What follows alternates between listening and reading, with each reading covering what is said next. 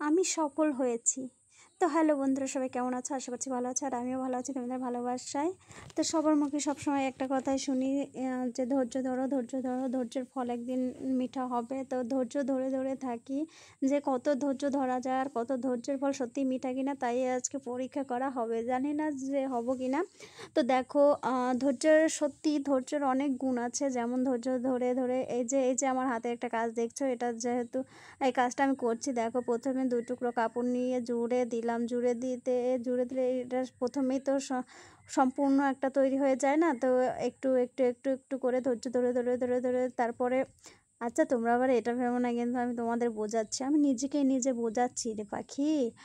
ভেঙে পড়িস না পাখি, ভেঙে পড়িস না, তোকে তুলে নেওয়ার মতো কেউ নেই। তুই নিজেকে নিজে সামলে, নিজেকে নিজে বুঝিয়ে ধৈর্য ধরে থাক, একদিন সব ঠিক হয়ে যাবে। কষ্ট পাস না, মন খারাপ করিস না, দুঃখ পাস না, সব ঠিক হয়ে যাবে।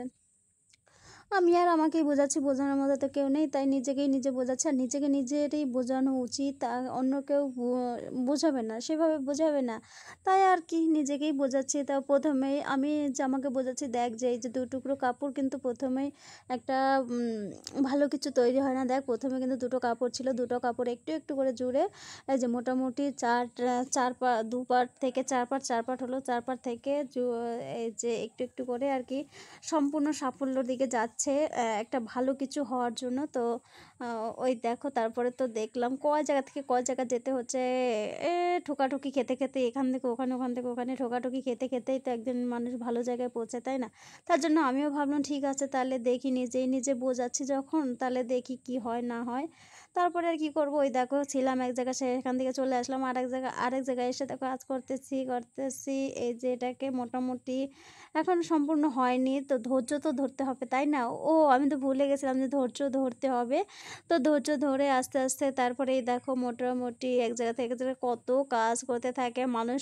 লাফ দিয়ে এক লাফে গাছের মাথায় উঠতে পারে না, গাছের গোড়া থেকে কৌশলটা বুঝে তারপরে তো গাছে উঠতে হয়। তা সেইভাবে চেষ্টা করছি। আর এই দেখো এখন কিন্তু মোটামুটি অনেকটাই সম্পূর্ণ হয়ে গেছে। তো কাজের ভিডিও আমি তোমাদের সঙ্গে সেরকম শেয়ার করি না, কিন্তু তারপর আজকে একটু শেয়ার করলাম।